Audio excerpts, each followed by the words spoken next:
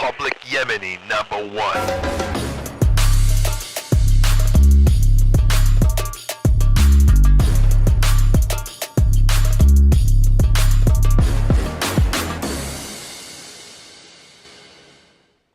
What's up, germs? What's cracking? Hope everybody's doing good.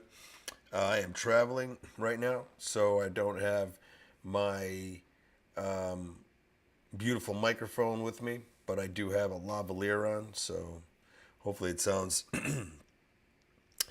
better than it would sound coming from the laptop. So I've had an interesting week.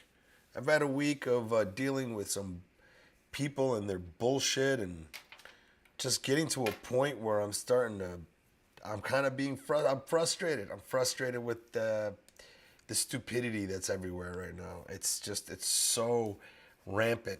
It's everywhere, and it's stressing me the fuck out. And it's not stressing me out. It's almost getting me to a point where I'm kind of feeling like, there's no hope for an America anymore. You know, I'm like waiting for the Russians to come in here, and sodomize me and kill me because I'm not a beautiful, pretty virgin that they could use to expand their infantry by making more babies, which is where the word infantry comes from. Infant. Now you wonder why they come after people to join the military right out of high school. Anyways, point is, today I wanted to talk about how we need to take a red pill. We need to take the biggest red pill. I don't know, man. I'm just disappointed. I don't think I'm like the strongest, smartest person in the world, but man, I'm meeting some weak-ass, dumb-ass people right now. And it's... And no one wants to just admit what they are. Everyone wants to pass on the blame to something else, you know? But anyways, before we get into that, I kind of wanted to get into, real quick, I got some shows coming up in LA. I will be at the Setup Sunday, this coming Sunday, which is the 10th. I'll be there at Culver City in the county of Los Angeles. Follow me on TikTok, man. I'm going to be posting a lot more on TikTok. I enjoy the algorithm there much better than Instagram. So I'll be definitely follow me on that. Best way to find me, MikeFromDetroit.com. That's the best way to find me. All my links are there. October 9th, don't forget, ticket link coming soon. I'm waiting on the club to generate the ticket link. I'll be co-headlining Mark Ridley's Comedy Castle with my friend, fellow Yemeni comic, Ahmed Al-Qadri. And we're going to have Michael Schertzer, a.k.a. Mikey Intifada, who is a pro-Palestinian Jewish comedian, activist. He even has a podcast with a Palestinian girl called the Palestine Pod. You might want to check that out. Michael Schertzer is great. It's going to be great to have him host the show. We're looking to sell out, so I really hope I see everybody there. Right now I'm traveling. I'm in Dearborn, Michigan right now, my mom's house, helping her move. I'm going to have to come back here again next week, which is, I didn't really want to, but I'm going to have to. It's like, it's a lot. There's a lot of shit that I got to do to get mom situated. But I'm going to get my cat back. My cat's going to come back. I'm excited about that. I was going to bring my cat back today. I mean, this Sunday. But there's a part of me that's kind of like, since I got to come back next week, I might as well just leave the cat here. Yeah. I don't know, but I just got my cat a haircut. She got the little lion cut. Now she's like a tiny little lion. Now if anybody says, oh, you're a pussy, you got a cat, I'm like, bitch, I got a baby lion. What the fuck you talking about? Baby lion, bro. What you know about baby lions? Right on. I really hope everybody does show up for that October 9th show. It's going to be amazing. It's really weird right now talking without using my headphones and hearing my voice like I normally do. And now it kind of sounds like my voice is a little tired today. What the fuck's happening? Oh no, I got the Rona. Did you guys check out the last podcast I had with Trey Stewart? It was a fun podcast. I really like talking about dating and stuff like that with his ass. He's a funny motherfucker. I've just posted some clips from the podcast. I'm going to be clipping out some more stuff to post online. It was a good podcast.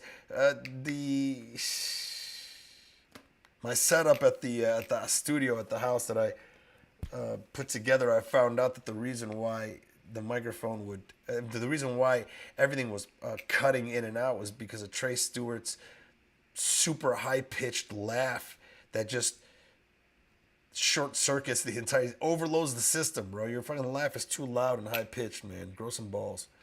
But I'll be fixing that. I think I might have to power something. Because I'm running everything through the laptop, and I think the laptop's like, hey, dude, I can't, bro. I can't. But it was good to have a studio. I'm really glad that I got a studio built. It makes me feel like I can now put more effort into structuring and building out these episodes. Those of you that are listening to it, I love the fact that you guys are listening. Thank you.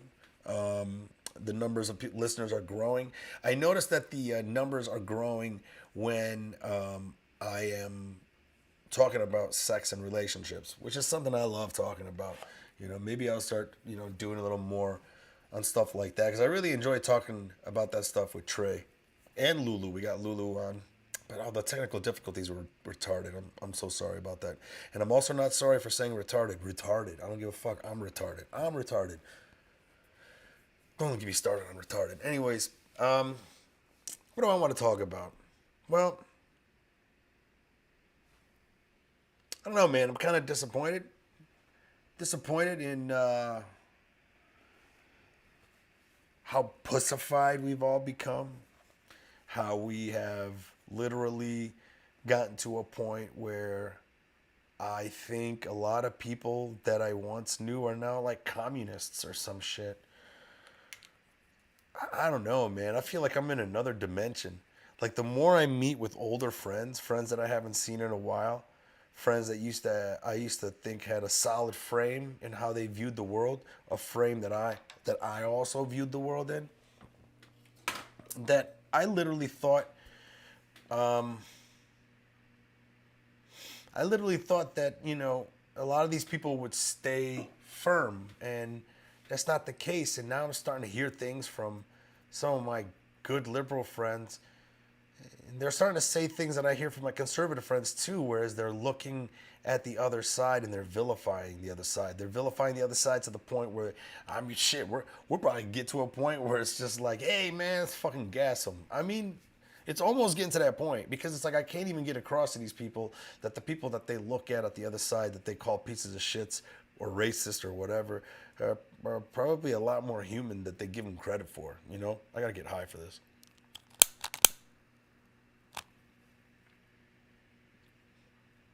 This is brought to you by weed. Are you stressed out? Do you hate how the world is fucking coming and falling apart in front of your eyes? Do it high. Yeah, to me it was just fascinating, because I just think that, like, I was driving today and I was all like, yo, I've heard that quote from Abraham Lincoln. I believe it was him, where he said that for a healthy democracy, there should be a civil war every 50 years or every 100 years or something like that. I don't know what his intentions in saying that, nor do I think that he's like right. But there's a part of me that's kind of like, yo, man, I don't want there to be a war. But it's just like, you see people and you're like, yo, these motherfuckers need something terrible to happen in their lives so that they can stop fucking getting mad over pronouns and just live life. Like, I was hanging out with my buddies the other night, haven't seen them in a real long time, and we were talking about Alex Jones. And I remember he said something about, oh man, I can't stand Alex Jones. Now, mind you, this is a friend of mine who, I think he introduced me to Alex Jones. Back when Alex Jones was at the early part of the internet. Like, I remember I started hearing about Alex Jones around 1999. And at that time, you had to download his clips from these different download sites that were very underground. You had to get clients, kind of like a specific program that you opened up, and then within that program, you were able to search peer to peer. and download these clips, and that's how I started like listening to Alex Jones. And I wasn't ever necessarily somebody who would like listen to him. It's just he would come across, and then I would watch these videos. And you know, back then you didn't have that many choice of videos, so you were just excited to watch a video that came up. Like if you downloaded a video, the video took you fucking 45 minutes to download. If it's a 10-minute video, back then, man, you watching that video. Like now we look at videos like it's disposable. It's like, I'm not going to spend that much time on this video. I'll just go to the next video. Well, back then it wasn't that easy. The idea of like being able to play a video that you downloaded off the internet was already like huge. So it's almost kind of like how the early people were with radio, how people like literally sat around the radio to listen to the fucking radio. Like people made it an event. There were like these long stories that they would tell maybe like at nighttime, where families would gather around the radio to listen to these stories. And what shit, one of them called War of the Worlds, tricked, it was so good and real, and it was performed like it was like a real broadcast, that it scared so many people in America, and it shook them to the point where they were like, fuck, aliens are really here. Like people actually took it seriously. But that's how the early internet was. You downloaded something and right away you was watching that shit. You know? Like it would take you 20 minutes to download a 1 megabyte picture of some naked girl, and you gotta like, you bust a nut right when the nipple shows up. Like you don't even like watch the rest of the loading of the thing. It's just like, here's her eyebrows, here's the whatever. Oh man, there's her fucking titties. Is that an areola?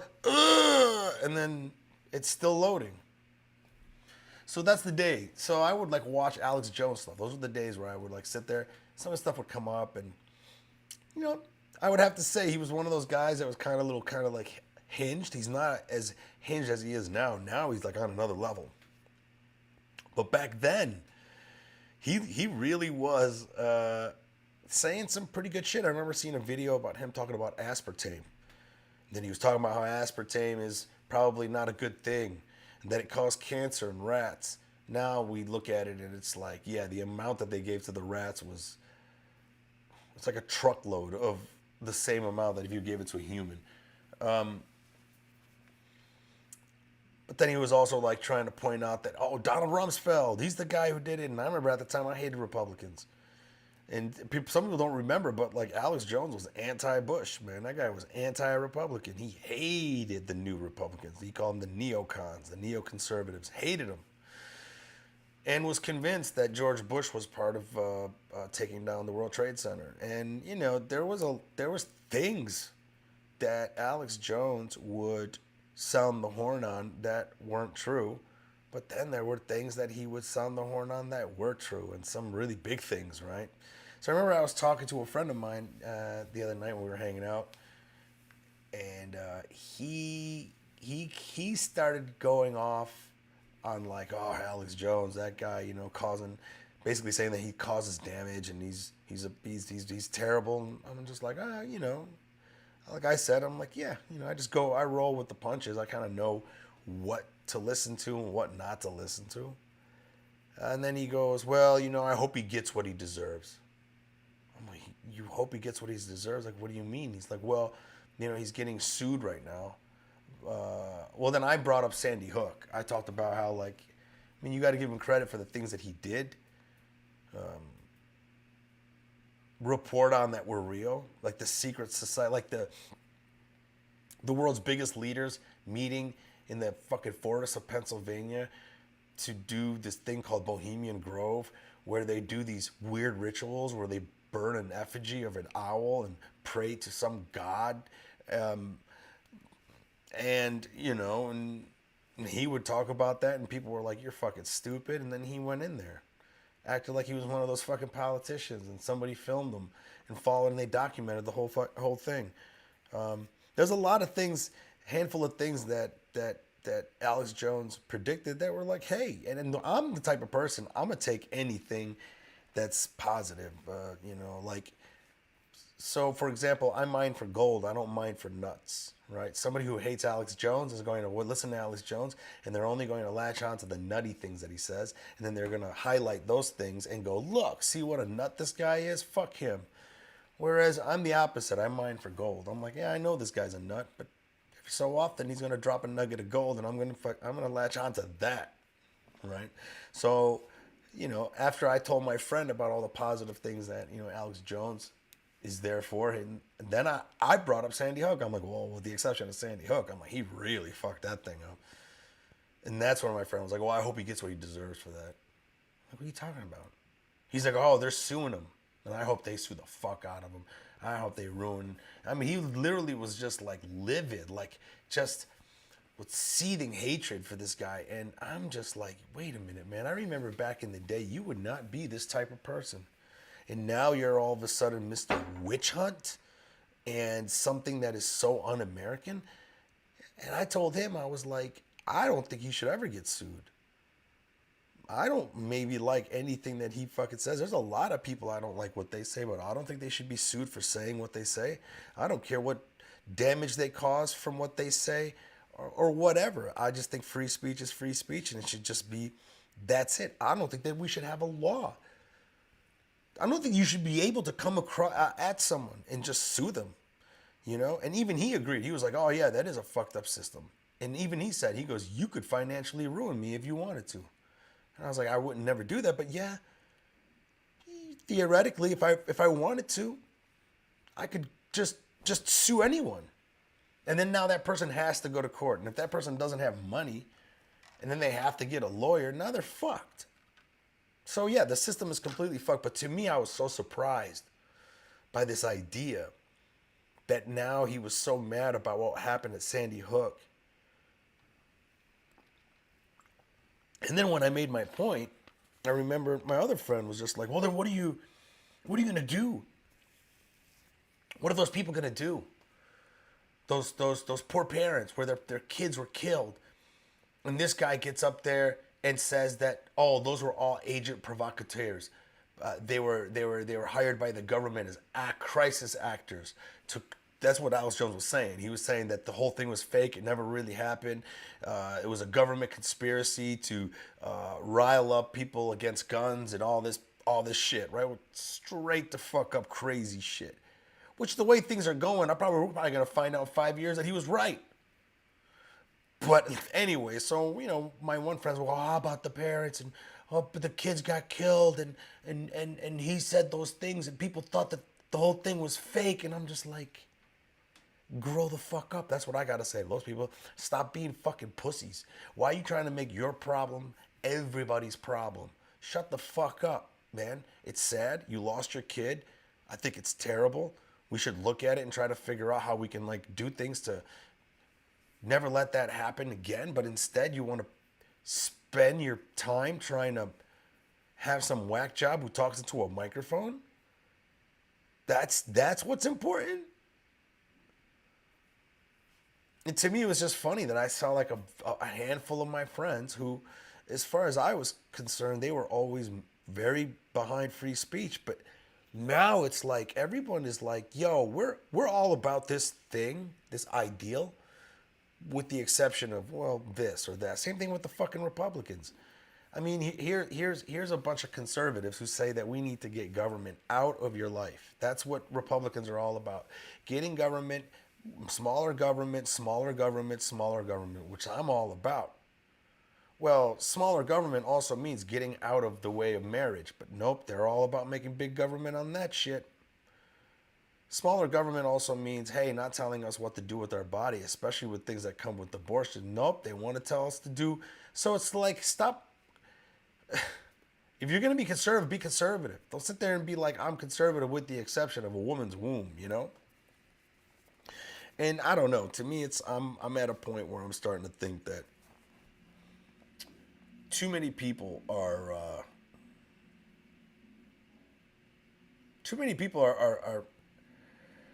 lost in this fucking idea that the world is safe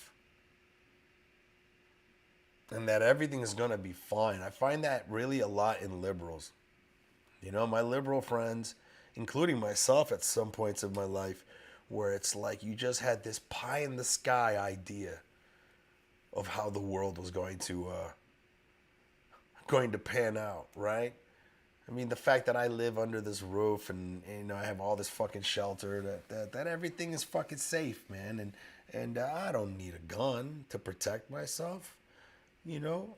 And also, fuck the cops. The cops are bad, yeah, I'm not gonna protect myself because I don't have to. Because bad things are not gonna happen.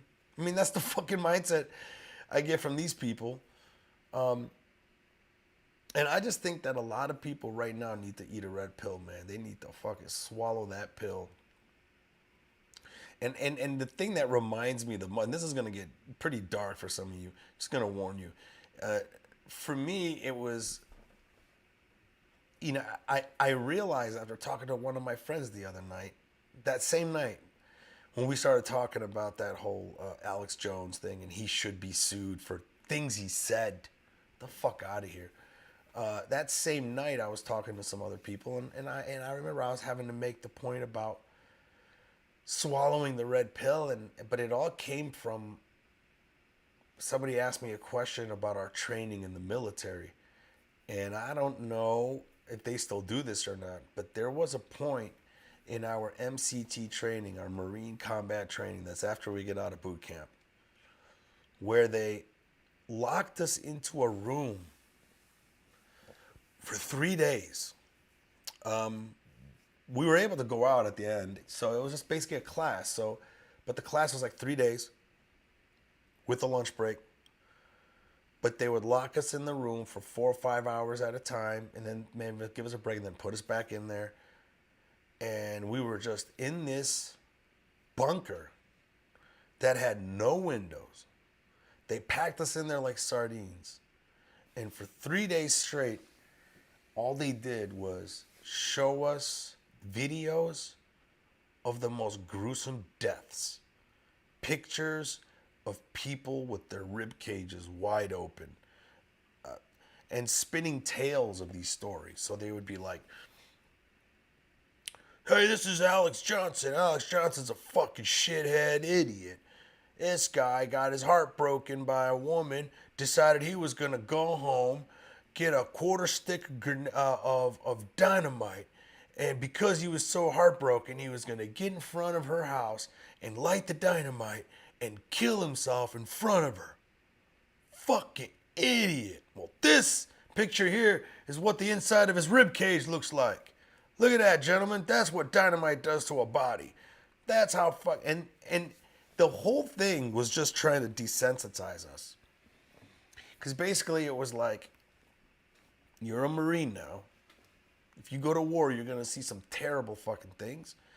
And we're going to just show it to you.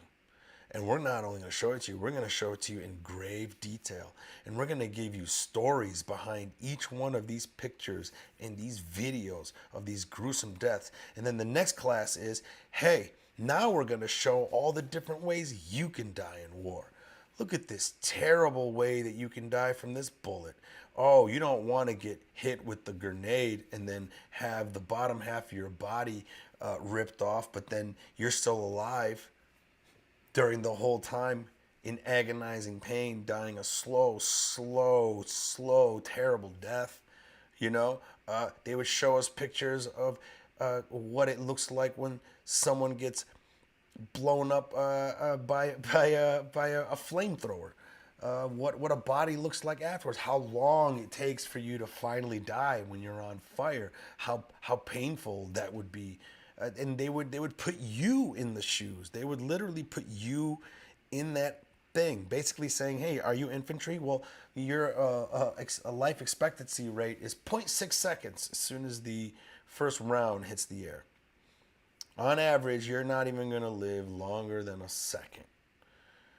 And they beat that into our fucking heads. They get it in there so much that I think it's like it gets you to a point where you've accepted the red pill. You've accepted the truth that, yeah, you are in a very dangerous job and you are probably going to die.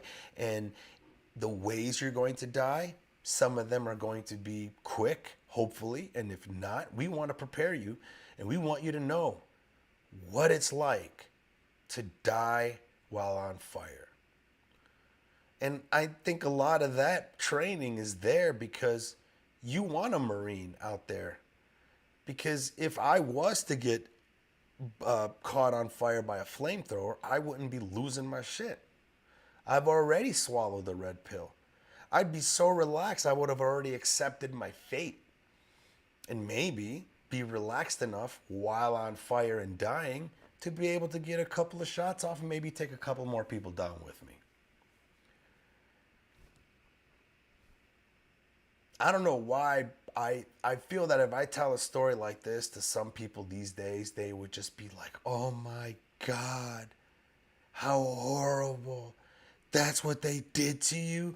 Oh my God, this is why we don't need a military. This is why we need to... And it's just like, yo, as far as I'm concerned, that shit's power. You know, because at the end of that, you know, what else did they teach us? They teach us how to keep it under wraps. They basically were saying, hey, we're going to turn you into a major killer, a bloodthirsty killer. And we're going to give you all this power to be able to do that, but keep it under wraps, son. You know? Be a good person. Be charitable. Help those less fortunate. Those that are weaker than you. Be there for them. You know? Donate your time. You know, it would be much better that we're used for humanitarian causes, but sometimes that's not going to be the case. You're probably going to have to go out there and do some terrible things to people. But do that when we need you to do that. That's fucking power. And that's red pill.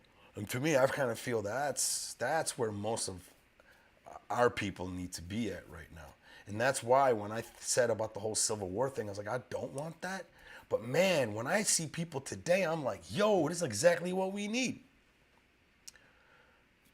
Like, that's... There's people in other countries. That's why, like, my one friends were just like, what are those people in Sandy Hook? Those poor parents gonna do? These guys on there saying that they faked the whole thing. What does it matter what that fat fuck said about it?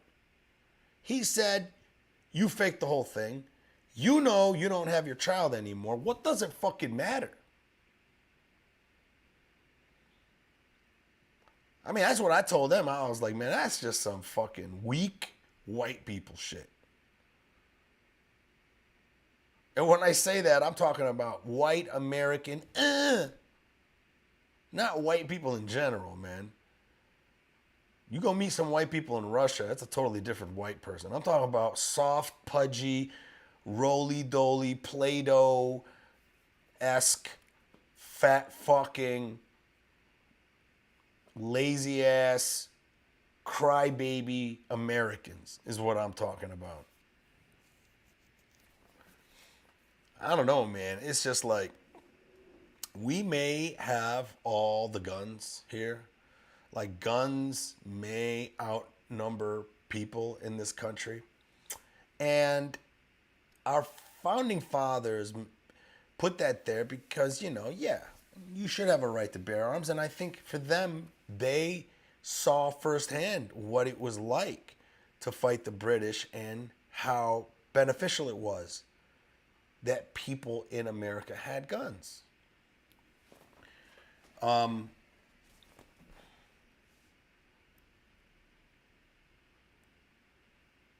forgot the point I was going to make. I was on point, but then I got sidetracked with something else because I kept thinking about, oh, yeah. So we get all these guns to be able to protect ourselves and fight, but I don't think there's anybody with any fight in them, bro. The only place where I kind of felt where there are people taking control of their health and their homestead is in conservative states. Not all. You go to Oklahoma, man, everyone there is fucking huge. Bro, I was in Oklahoma City and I'm pretty sure you might have seen this in the podcast before. Have you heard it before? It's the only city I know where they don't have sidewalks. Like legit. They don't have sidewalks. Some of the neighborhoods have sidewalks, but then when you go out to the like main roads where the stores are and nah, there's no sidewalks. What you doing walking? Huh? What you doing walking? What you need to walk for? Huh? What you need to be walking when you can just get in your lifted truck? Huh?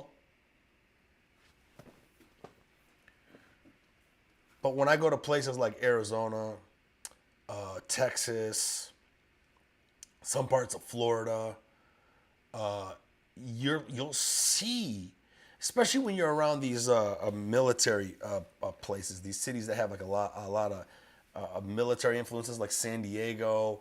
You get this perfect balance of people who are liberal in nature. They're liberal in their approach in life, right?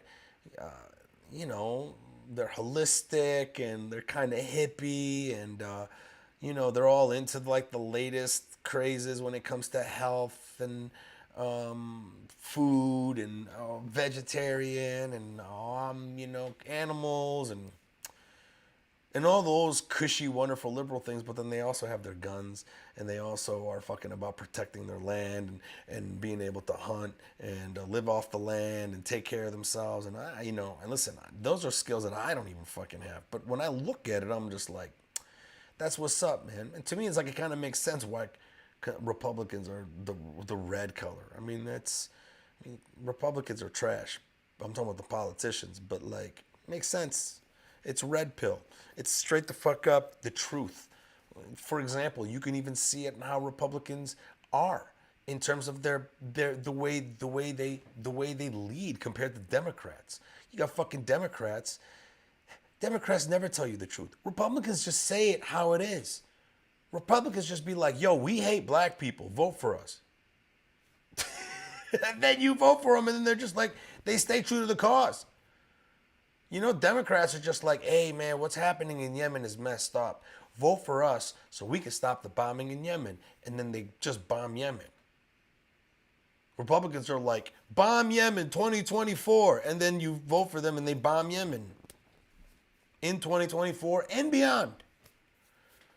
Right? That's red pill. I think a lot of my fucking Democrat and liberal friends need to swallow a red pill and start really getting to the goddamn waking up to life and seeing what it is, especially with guns. I'm talking about that's a red pill that a lot of people need to take. But then also there's some people that are like pro-gun. They also need to blue pill it up just a little bit. You know, stop fucking saying that we don't need to regulate guns. I mean, you know, but I don't know. I hope this podcast didn't come off as too negative. I'm just like, this week has been kind of like, I've been like overloaded with a lot of fucking bullshit. A lot of people just giving me the runaround, and I like to, you're very lucky that you guys are not in these people's shoes, because I'm relentless, especially in my business and my real estate. People start fucking playing little fucking games. I just get relentless. And you know, now I'm just fed up with the bullshit. And I've always been fed up with the bullshit, but this week it's compounding. It's compounding, and I can't stand it. But I hope you guys enjoyed this podcast. I know this one here is a pretty quick one. I've been got to get back to helping my mom move, but it's good to rant. Next week I'm going to have a guest. I'm not sure who I'm going to bring on. And I'm going to see if I can start scheduling them out a little further. Next week's going to be a little hard too, because I think I have to travel back out to Detroit again. But I should be flying out Thursday. Well, we'll find out. Stay posted, guys. I'm glad that you guys stay posted to the Twitter and the Facebook and all that, so I can like let you guys know when I'm posting, or sometimes if I have to move the podcast to another day. The day that I wanted to do it here, there was like family members and people and friends helping us move stuff, and it was just too noisy. It was just not going to work out. So I appreciate your patience. If you guys have any suggestions for future podcasts, hit me up. Mike at MikeFromDetroit.com. Let me know what you think. Any guests you think I should bring on, any topics you'd like me to talk about. Probably gonna do some more sleeping with the Yemeni stuff. I'd like to see if I could find a sex-positive Muslim, especially a sex-positive Muslim woman. I really want to get down to that because it's always exciting when I meet female Muslim, especially Arab Muslim women who are sexually liberated, which is not easy, you know, especially when you got like all eyes on me, when fucking like, especially like in Dearborn, I think it's very almost impossible to find a girl out here that's just like openly liberated sexually. But if you out there, hit me up.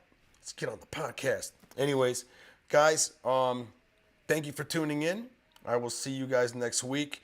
Until next time, keep it sexy. Public Yemeni #1.